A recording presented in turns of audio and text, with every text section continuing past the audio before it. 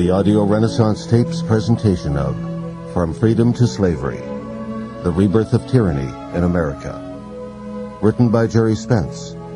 Adapted for audio and produced by Tony Hutz. And now, here is Gerry Spence.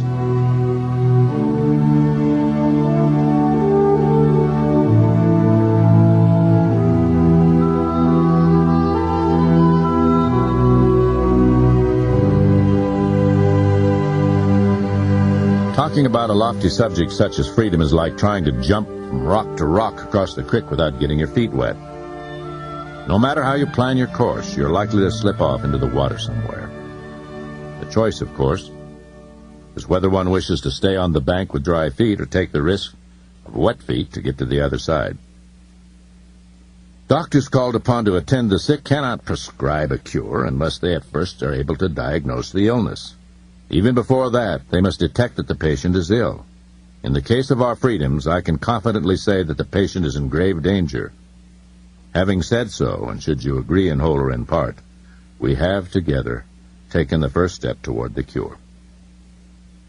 As for solutions, there are only two kinds, those from outside the self and those from within. The first suggests that we destroy our enemies, that we manipulate or neutralize them, that we discover detours around them, that we suffer their impositions against us, or at last, that we even love them. In any event, the solution acknowledges the existence of outside forces that deter our progress and impede our happiness. On the other hand, there persists the idea, one with which I am in agreement, that solutions are mainly matters of the self, that power vested in others is often irrelevant to our freedom, that the only change essential for the betterment of the human condition is to change within, that we are the fountainhead of power, and that therefore we need not free the world. We need only free ourselves. The problem, however, is not so much in finding solutions as in making the solutions work. Marx, for example, hated the exploitation of the masses, but his solutions, corrupted in their application, resulted in the enslavement of whole nations. Christ also had a good idea, that we love one another. But in the end, his followers proved to be strong on organization, unsurpassed on dogma, supreme on sophistry, but not much on love. They fought endless wars in his name, murdered hordes of the innocent, burned countless women at the stake as witches, bashed in the heads of heathen Indian children, and left the world riddled with fear and with guilt. Freedom in America, as bountiful and precious as it is, has always been a strange conglomerate of the divine and the fanciful. Understanding freedom in America is like listening to a one-armed piano player. His one arm performs not only its assigned task, but painfully attempts to undertake the function of the missing limb. In listening, our minds provide for us whatever our ears do not, the music of the other hand. But after we assess his performance, as admirable as it has been, we know that something is indeed missing. Freedom in America works best for those who can afford it. As the fella says in The Grapes of Wrath, you're just as free as you got the jack to pay for it. It's not as much an idea as it is a commodity. It's not as much a right as a component of commerce. On the other hand, some of us enjoy a state of freedom that never enters even the dreams of those in many other cultures. As I sit warm and comfortably in a studio recording these thoughts, I don't fear intrusion from brown-shirted agents of the government. If I make minimal efforts at compliance with the rules that preserve the power structure, I will likely be left alone, even if I criticize the power structure. I am essentially free to rant and rave and to emit all manner of noxious noise. It is this dichotomy that serves as both our pride and our poison. Today there are, as indeed there have always been, insidious enslaving forces at work in America. Today's emerging tyranny emanates from a new king, from a non-living power center composed at its core of monolithic corporate entities encased and protected by endless layers of governmental bureaucracies. The primary strategy of the new king is to convert all rights, all human energy, all goals, and at last, all humans into commodities. The new king exists solely for commerce. Its lifeblood, its green blood, is money, and its singular mission is profit. The new king's principal means of control is the media that sells us the myths of freedom, that when we doubt reassures us we are free, and that programs us and our children to accept the notion that all human function, all human desires, indeed, even immortality itself, can at last be satisfied at the marketplace. I am not against religion, nor am I against commerce. I am, however, reluctant to offer solutions. If the church has anything to do with it, those who offer solutions outside the scriptures will be condemned to eternal hell. If government has anything to do with it, any sound idea will be consumed in the bureaucracy, and the author will be labeled an enemy of the state and disemboweled in one fashion or another. If corporate America has anything to do with it, any ideas that threaten its power will be branded as leftist, or commie, or un-American, and the author of such reform banished as a heretic against the most sacred of all religions in America, free enterprise. At last I've tired of the issue as well as these arguments. If this collection of free-floating thoughts about freedom is to have any efficacy, it will come from freely saying what is on my mind, saying it as well as I can. And if a solution seems to appear, well, why not give it recognition? And if no solutions seem at hand, well, I was never born to solve all of the world's problems, and those who tried were either fools or martyrs. Sometimes it is easier for a poor man to tolerate his corns than to go barefoot and discard the shoes that caused them. Despite the existence of sharp rocks and cockleburs, there's something magical about a boy's barefooted freedom.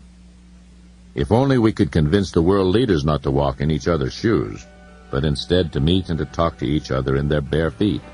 Likely, the people as well as the earth would benefit immensely. I think, therefore, I shall walk barefooted herein. I think I shall walk wherever my feet will take me. I hope you'll come too.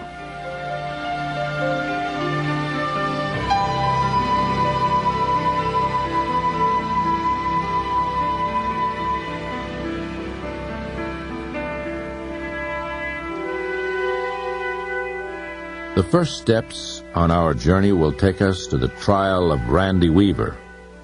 It's a story that's not been heretofore told anywhere. I want to tell it to you now as I tried it and as I lived it. The blood hadn't cooled on Ruby Ridge before the national media announced that I had taken the defense of Randy Weaver. All hell broke loose. My sister decried my defense of this so-called racist. Letters to the editors in several papers expressed their disappointment that I would lend my services to a person with Weaver's beliefs. I believed then, as I believe now, that Randy Weaver was wrong. His relationship to mankind was wrong. He was perhaps legally wrong when he failed to appear and defend himself in court on a charge of possessing illegal firearms.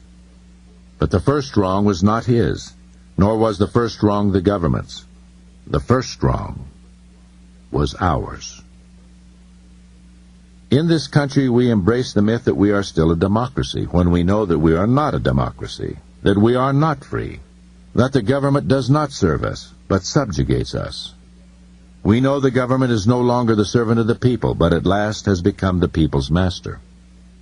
We have stood by like timid sheep while the wolf killed, first the weak, then the strays, then those on the outer edges of the flock, until at last the entire flock belonged to the wolf. We did not care about the weak or about the strays. They were not part of the flock. But as the wolf worked its way toward the center of the flock, we discovered that we were now on the outer edges. Now we must look the wolf squarely in the eye, that we did not do so when the first of us was ripped and torn and eaten, was the first wrong.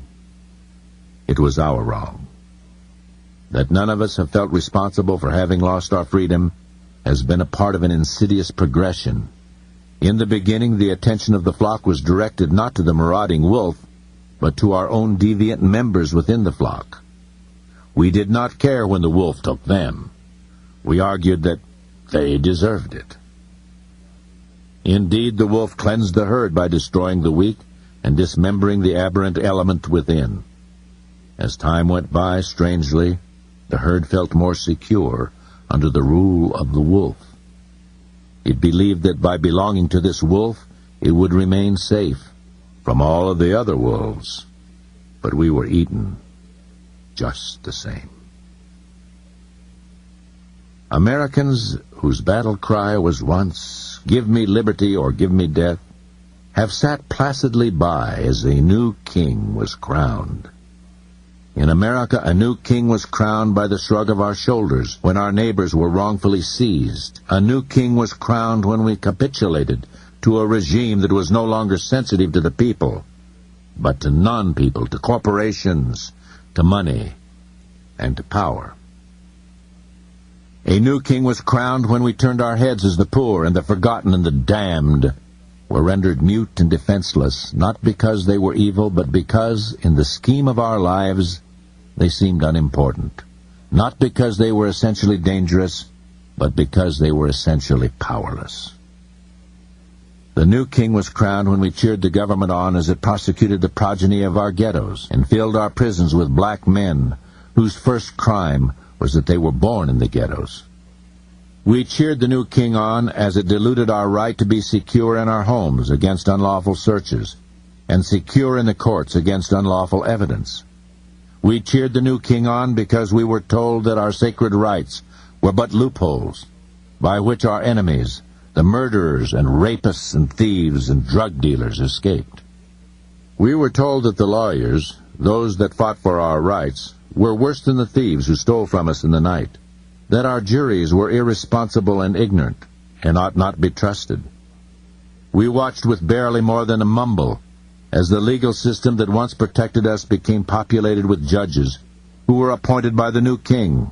At last the new king was crowned when we forgot the lessons of history, that when the rights of our enemies have been wrested from them, our own rights have been lost as well. For the same rights serve both citizen and criminal. I understood that my defense of Randy Weaver might attach a legitimacy and dignity to his politics and religion, but I believed that it might as well provide an opportunity to address a more vital issue and stand for the proposition that there are those who do not condone criminal actions by our government.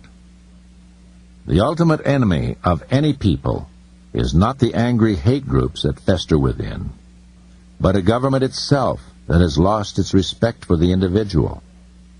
The ultimate enemy of democracy is not the drug dealer or the crooked politician or the crazed skinhead.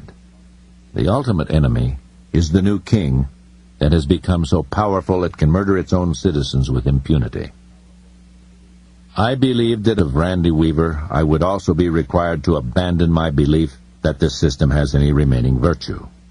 I would be more at fault than the federal government that committed murder at Ruby Ridge, for I have not been trained to murder, but to defend.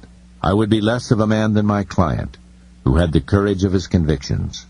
Finally, I would lose all respect for myself. Ronald D. Hohen, the Assistant United States Attorney, a powerful, square-jawed, humorless man, had attempted from the earliest moments of the trial to convict Randy Weaver by tying him to the Aryan nations with slim, circumstantial strings. Everyone knew the Aryan nations as a miserable conglomerate of discontents who, like fanged sheep, followed Pastor Richard Butler of the Church of Jesus Christ Christian. Butler preached that what he called the nations were composed of 12 lost tribes of Israel, which were, of course, all white and all cleansed of Jews. Blacks were the descendants of Cain, stricken black in punishment for their inherited sin, and the unfortunate mixtures of blacks and whites Butler ignobly labeled mongrels. The goal of the Aryan nations was twofold. First, the preservation of the white race. Second, the elimination of all Jews and the confiscation of all property held by Jews, as well as all other non-whites. The cult had often been labeled neo-Nazi, and these so-called skinheads with their shaved skulls, black shirts, and swastikas had gathered at Ruby Ridge to maintain their vigil during the Weaver standoff. Although Colonel Bo Greitz had assured me that Randy Weaver was not a member of the Aryan nations, and indeed he was not, Weaver nevertheless had candidly displayed an occasional trapping, and employed from time to time some of their biblical language. It is easy for us to hate these truants from reason who propose ideas that insult the dignity of the species. I too had begun to hate those who were diseased with the disease of hatred. During the trial I had involuntarily become the hero of many whose causes and creeds were antithetical to my own. Yet a pesky voice pestered in my ear that if we do not preserve the right of our enemies to worship and to speak as they please, our own preachments of freedom are as empty cans on the beach. Assistant United States Attorney Ronald D. Hohen was also stricken by the same hatred of hatred, by an enmity that, untethered, could lead to the persecution of people, not for their alleged crimes, but for their loathsome beliefs. I had argued to Judge Edward Lodge that Randy Weaver was not a member of the Aryan nations, for in truth he was flat against belonging to anything, not the NRA, not the PTA, not the Boy Scouts, not even the local garden club. He was a separatist. But I argued that even if he did belong to the Aryan nations, his membership in that or any other organization could not be considered as evidence of his having committed any crime. One is not guilty of murder because one belongs to a church that preaches hatred of one who has been murdered. But Hohen vowed to the judge that he would tie Randy Weaver's beliefs to his actions. Based on that assurance, Judge Lodge permitted evidence to the effect that Randy Weaver and Vicky, his wife, spoke of the coming of Christ, of Armageddon, when the world would be filled with agony and turmoil, and the federal government would be peopled with evil officers who would attack innocent citizens. And Howen was successful as well in dragging before the jury many of the repugnant tenets of the Aryan nations, including their hatred of blacks and Jews. Entwining Randy into the web of guilt by implication, Howen displayed to the jury an Aryan nation's belt buckle, widely sold at gun shows and swap meets, one that Randy supposedly wore. He held up pictures for the jury to see, showing Randy with his hair closely clipped in the style of the skinheads, and thereby he asked the jury to conclude that Randy Weaver must be like the skinheads. He must be one who hates federal officers, who stores up guns and ammunition for the purpose of killing federal officers, and therefore who must have intended to kill Marshal Deegan, or at least plotted to kill him as part of an evil conspiracy. Let me tell you a few of the facts. A crack team of trained government marksmen sneaked onto Randy Weaver's small, isolated acreage on a reconnaissance mission preparatory to a contemplated arrest. They wore camouflage suits and were heavily armed. They gave Randy no warning of their coming. They came without a warrant. They never identified themselves. When the Weaver's dog Stryker discovered the intruders, he raised a ruckus, and Randy, his friend Kevin, and Randy's 14-year-old son Sammy grabbed their guns and followed the dog to investigate. When the government agents were confronted with the barking dog, they did what men who have been taught to kill do. They shot Stryker.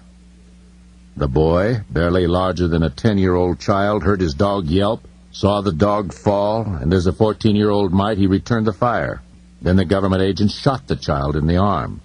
He turned and ran, the arm flopping, and when he did, the officers, still unidentified as such, shot the child in the back and killed him. Kevin Harris witnessed the shooting of the dog. Then he saw Sam being shot as the boy turned and ran. To Kevin Harris, there was no alternative. He knew if he ran, these intruders, whoever they were, would kill him as well. In defense of himself, he raised his rifle and shot in the direction of the officer who had killed the boy. In so doing, he supposedly killed Marshal Deegan. Then, while the agents were in disarray, Kevin retreated to the Weaver cabin. As the trial dragged on, Hohen painted an evil portrait of Randy Weaver, a vicious, wild-eyed radical who had plotted from the beginning, even before he and his family had migrated to Idaho, to instigate a violent confrontation with federal authorities. He had stored up hundreds of thousands of rounds of ammunition for this purpose, and he owned a score of guns or more, all of which Hohen had hauled into the courtroom and stacked up in a huge pile before the jury. The floor space in front of the jury box looked like the best part of an Army ordnance depot by the time the deputies had finished carrying in the evil evidence that the guns and the ammunition had been legally purchased. and when purchased there was no law against Randy Weaver possessing as many guns and as much ammunition as he chose to own. Yet always Randy Weaver denied that he had ever been a member of the Aryan nations. I thought of the story my mother told me as a child about the swan who played with the crows and who was caught one day in the farmer's net along with the crows. The farmer intended to kill the crows because they were eating his corn crop, but the swan begged to be set free. "Obviously, I'm not a crow," the swan argued. "Anyone can see that." But the farmer said, "You must be a crow, for you were caught with the crows." And thereafter the farmer killed all who had been trapped in his net. And so, my mother would counsel, be careful who you choose as friends. During my lifetime, we in America have often endured the invidious reasoning that seeks to prove guilt by associating people with unpopular causes. The internment of innocent and patriotic Japanese in my own home state of Wyoming during World War II.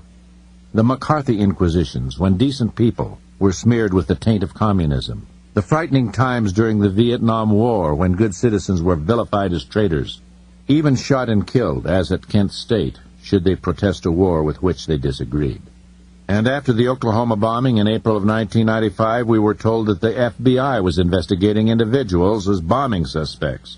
That included such circumstances as, quote, the suspect would make remarks, like how we were losing our freedom, end quote, which would likely qualify every thinking, peace-loving American as a bombing suspect. And, quote, the suspect liked to wear military fatigues, was anti-government, and had a fascination with firearms, end quote, which could cast millions into the irredeemable trough of suspicion. I had grown up believing the police were just good people like Andy Setka, the policeman who lived next door, and who my parents told me would come to find me when I was lost, and who would help me when I needed help. I never saw Andy Setka without a big smile on his face, and I saw him every day, and his kids were my pals. We all have our primary experiences by which we judge the people and the events of our lives. As I grew older, I naturally thought of the police, yes, even the federal police, as folks like Andy Setka. They were decent folks who lived next door to decent folks. They were trustworthy, loyal, helpful, friendly. They were adult Boy Scouts who carried a badge and a sidearm. But over the years, as a criminal defense attorney, my in-court experiences with the police forced me to the realization that police, like the rest of us, are competitive people. They want to win. Many police, perhaps most, struggle under the misguided belief that when the accused is guilty, it becomes the duty of the police to see that the accused is convicted and punished. Many police seem to weigh one wrong against the other, their own wrong of fiddling with the evidence, of intentionally omitting exculpatory facts, even the criminal wrong of planting or manufacturing evidence, or equally reprehensible, lying under oath. These are weighed against what many police see as the greater wrong of permitting the guilty to escape his just dues. Indeed, the argument that it is all right for the police to cheat, if in the process they catch the criminal, is commonly dramatized in the movies and on the television screen. This idea, in fact, is applauded by many a citizen as justice in the raw, without all the bothersome loopholes that permit the guilty to escape. On the screen, we often witness the cop blithely picking the lock of a suspect's home and illegally entering and searching his room. We watch the illegal phone tap being made, or the cop, the hero, smashing a witness up against the wall and brutally pounding information out of the hapless creature, and we cheer him on. At the same time, many years in the courtroom have taught me that most police officers cannot withstand a powerful, well-prepared cross-examination. Often they react. Often they display their anger. Sometimes they reveal a dark underside, and then juries will reject their testimony. A good cross-examination can usually expose the holes in their investigation, their errors, perhaps even their wrongdoing. The police, as I have grown to know them in the hard, tough world of the courtroom, are far different from the Andy Setkas of my childhood.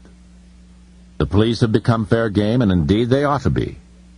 Were it otherwise, we would need no laws, no rules, no trials, no juries. The police, as in every police state, would simply level their charges and lead the defendant to his blindfolded stance before the firing squad. During Randy Weaver's trial, an agony for him that endured for nearly 3 months, I found the minions of the law, the special agents of the FBI, to be men who who proved themselves not only fully capable of manufacturing, but also utterly willing to manufacture evidence, to conceal crucial evidence, and even to change the rules that governed life and death if, in the prosecution of the accused, it seemed expedient to do so. Even after all of these years, it hurt me to see it. It still hurts me to say it. As the case lumbered forward under the methodical strategy of Ronald Hohen, and as our cross-examinations took their toll, it became clear that the FBI had no direct evidence that would tie Randy Weaver physically to the Y. That was the now infamous fork in the faint trail through the trees where the dog, Stryker, Old Yellow we called him during the trial, and Little Sam, and Marshall Deegan all lost their lives. The truth was virtually undeniable. Randy Weaver had not been at the Y at the time of the shooting. When Old Yellow barking took off on the trail after something, Randy had not followed the boys who were hot after Old Yellow. Instead, he had run in another direction to see if he could cut off the bear or the deer. Everyone thought the dog was trailing. Some time later, Randy heard the shots, and that's when he had called out to Sammy. "Come on home, Sammy. Come on home, son." He heard the boy call back, "I'm coming, Dad." And those were the last words he ever heard from his son. Kevin Harris told the same story. Randy had not been at the Y. Later, the kids told how their father had arrived home ahead of the others, and how Kevin Harris came plodding back to the house as the agonized bearer of the news that Sammy had been killed. Randy then broke into wild sobbing, rolled on the ground, and beat the earth. Finally, he grabbed his rifle and shot it into the air, emptied it and loaded it again, time after time, and when he was exhausted, it was Vicky, the source of the family's power, and the only person Randy would listen to, who was, at last, able to restrain him. The marshals had been repeatedly admonished by Washington not to engage the Weavers, and at all costs not to injure one of the Weaver children.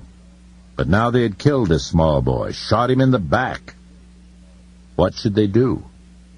At the trial, they claimed they didn't know they had shot the boy, that he must have fallen out of their sight. Yet, as I argued at the trial, they could not have twice shot the child without first seeing him, and considering his fatal wound through the back, he must have fallen right where he was shot. And when later, the same day, Vicky and Randy and Kevin Harris plodded down to the Y to retrieve the body of little Sammy, the marshals, hidden in the trees where they had fired on the dog and the boy in the first place, must have heard their wailing. Had they looked where they shot, they must have seen this weeping mother and this broken father lift up their child, whose wounded arm was dangling by the hide like so much red jerky hung out to dry. And after that, they must have seen these three struggle around the bend and disappear out of sight as they headed home, bearing their dead. Rather than go on down and confess to the world what had happened, the marshals stayed huddled in the woods until dark, claiming they were surrounded by these crazies, these Weavers. Then, under cover of night, the marshals dispatched 2 of their 6 to their staging station below to report to the local sheriff that the marshals had been engaged in a horrendous firefight in which they had taken as many as 1,000 rounds of fire from the Weavers.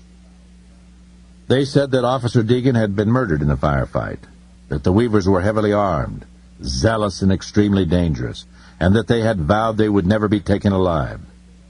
They further added that the marshals were surrounded and required immediate reinforcements. A similar message was dispatched to the marshals' Washington headquarters and thereafter to the FBI.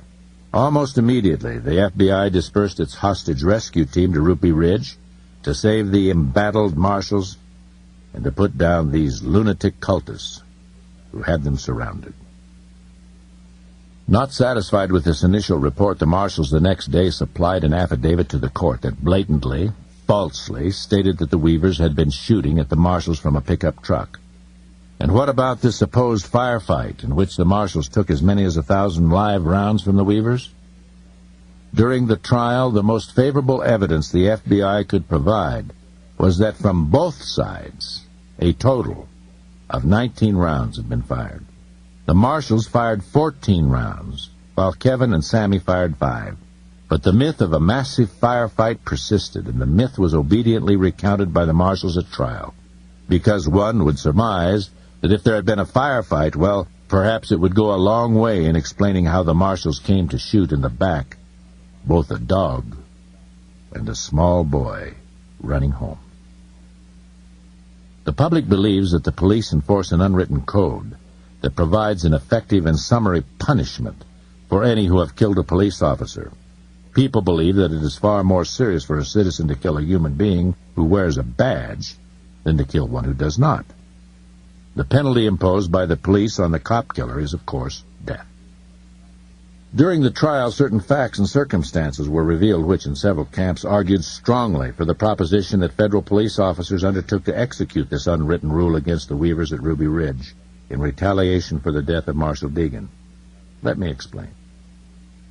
During the trial, the marshals told how in April of 1992, long before the tragic incident at the Y, the marshals had set up solar-powered microwave video cameras from 2 positions and at some distance from the Weaver homestead. From these surveillance cameras, the marshals had retrieved hundreds of hours of film that provided the marshals' task force with, as they described it, crucial intelligence information as to what occurs on the compound daily. These videos showed that whenever the Weavers came out of the house, even a trip to the outhouse, they carried their rifles. The cameras showed that when the dogs barked, when vehicles happened by, whenever there were strangers approaching, whenever the Weavers came out to investigate any goings-on, they carried their rifles, even the kids. But in the tradition of the Western gun handler, Randy Weaver had taught his family that no one ever points a gun at another unless one intends to kill that person. Not once did a member of the Weaver family put a gun on any stranger who happened by, or on any marshal, or on any other law enforcement officer.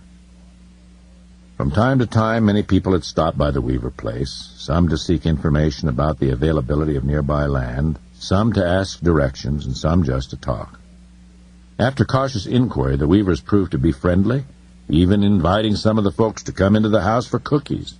Indeed, more than one of the strangers who happened by as suspected by the Weavers were federal marshals, looking in on the Weavers as they prepared their strategies to arrest Randy and to bring him down.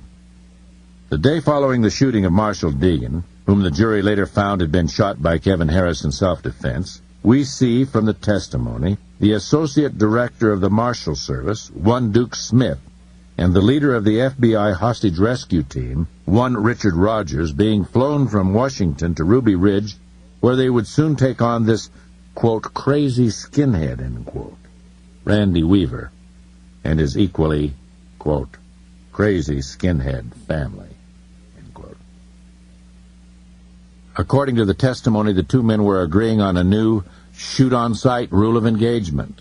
Now, a rule of engagement is a euphemism for the authority under which officers are authorized to kill citizens.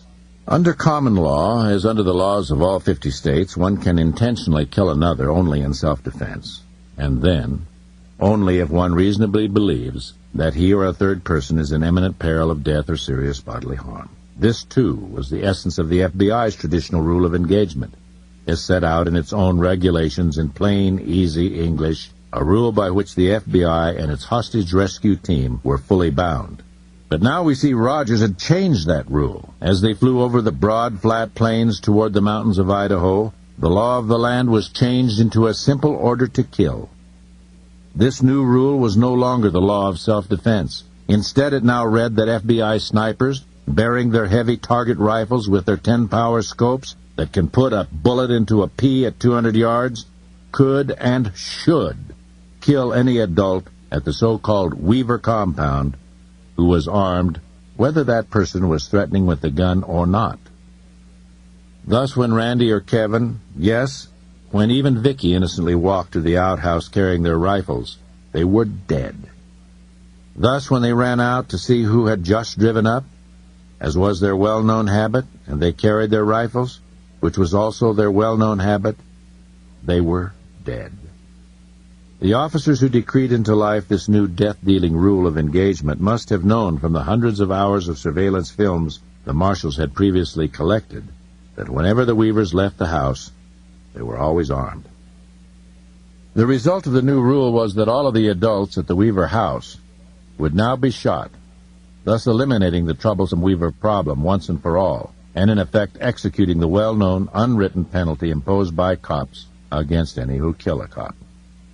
Contemplate the enormity of the power of these two men from separate federal agencies as they changed the law of the land and, according to Eugene Glenn, on-site commander at Ruby Ridge, did so with the full knowledge and consent of Larry Potts, the assistant director of the FBI in Washington. From the evidence as we gathered it from our cross-examination, we watched Rogers change the law in the same way that any tyrant rules, by decree, by bald, secret order, by overt edict, without the consent, yes, without even the knowledge of the people. Rogers, with the power to command those who are trained to kill, and who are willing to kill, and who have at their disposal countless instruments of death, thus deployed such men and such instruments under these new death warrant rules of engagement.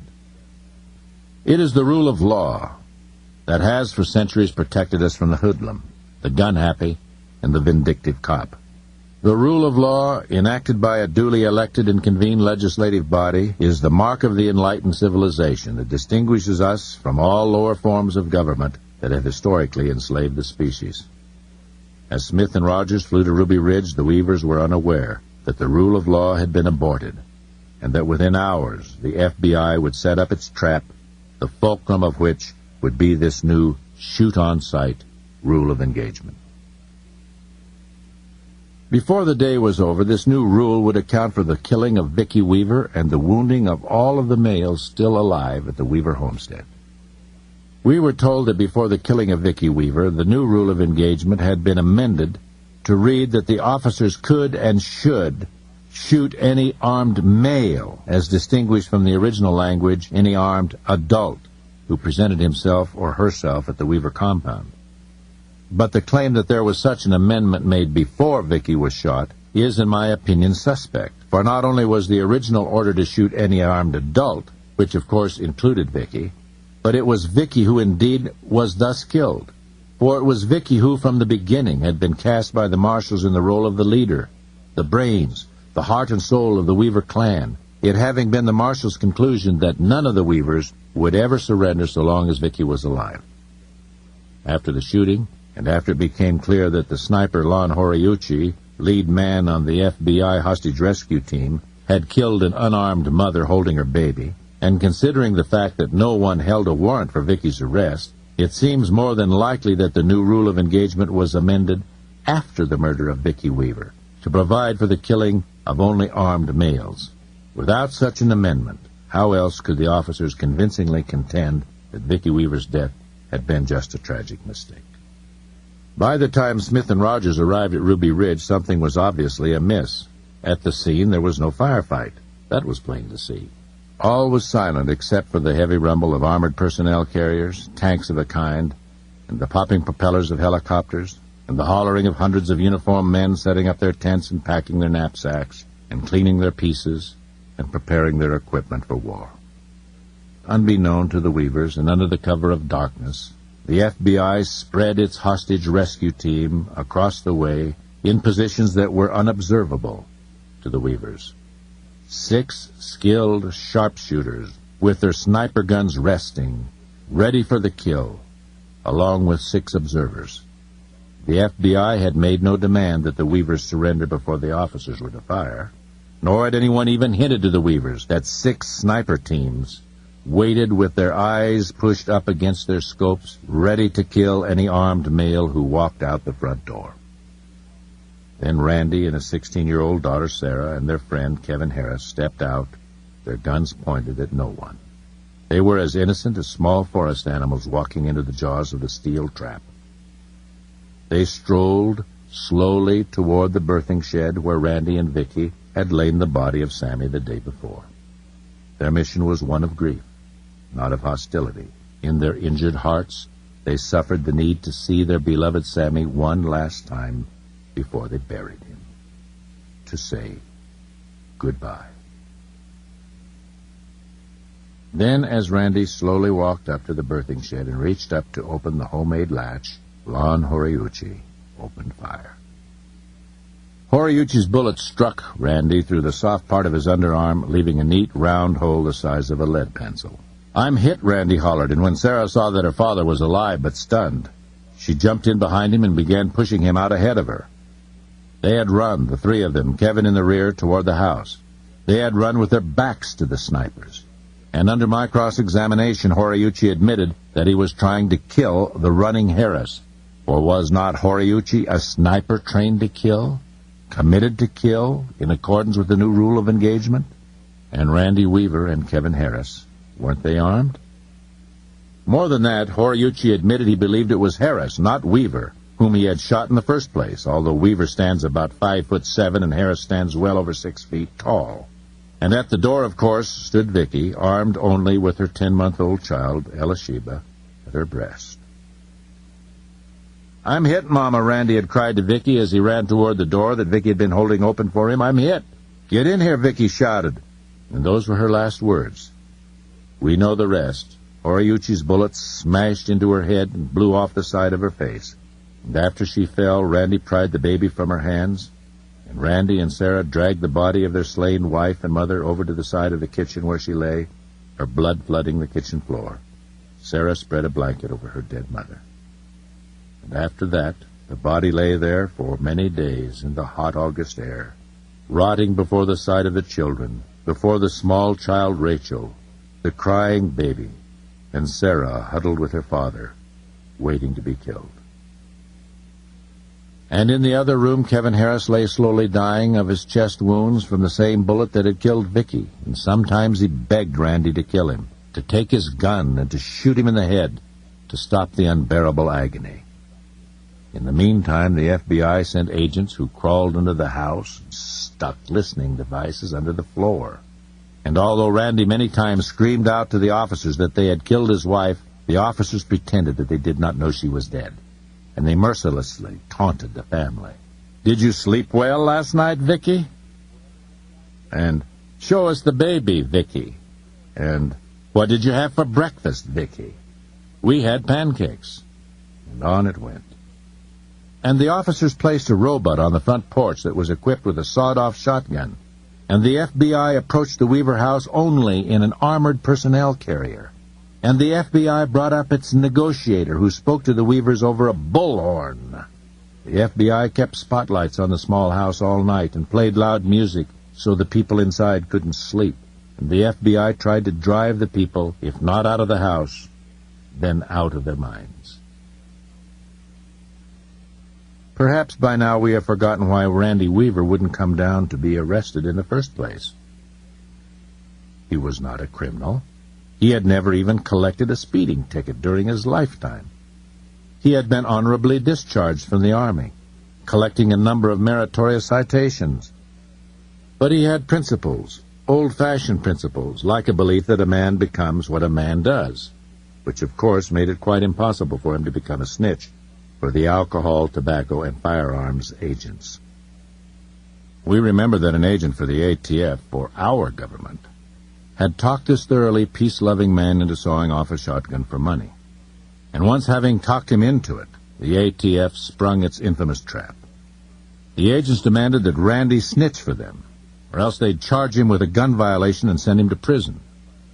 Predictably, Randy told him to go to hell, that he was not going to become a snitch by snitching, a liar by lying, and he was not going to become one who betrays those who trust him by betraying those who trust him. He would not. And it was after that that the ATF had set out to arrest him and bring him down from Ruby Ridge. The ATF had dawdled around for 18 months before they finally decided to bring him in. The ATF chose a winter day when Randy and Vicky had set out in their old pickup to fetch some supplies. The marshal's strategy was simple.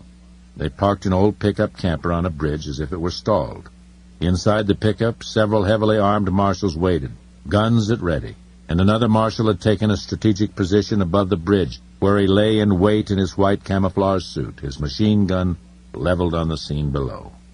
When Randy and Vicky drove up, a man and a woman, both marshals, both dressed in humble country clothes, were peering under the hood. Randy walked up to see if he could help.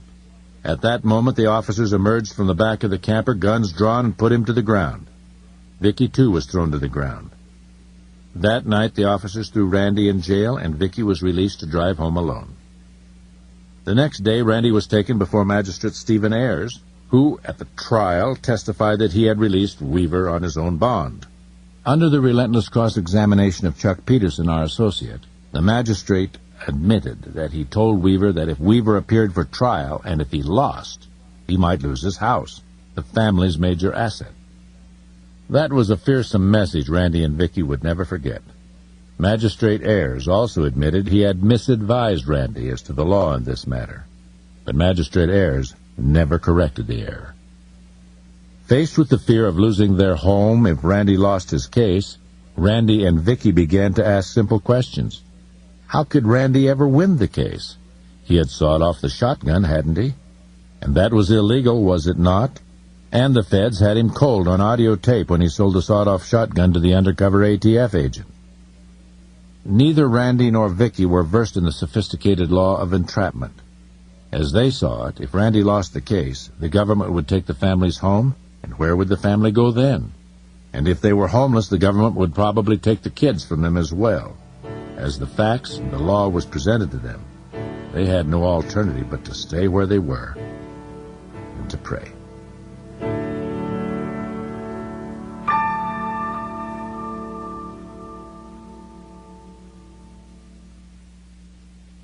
This is the end of Side 1. Please turn over the tape for proper cueing of Side 2.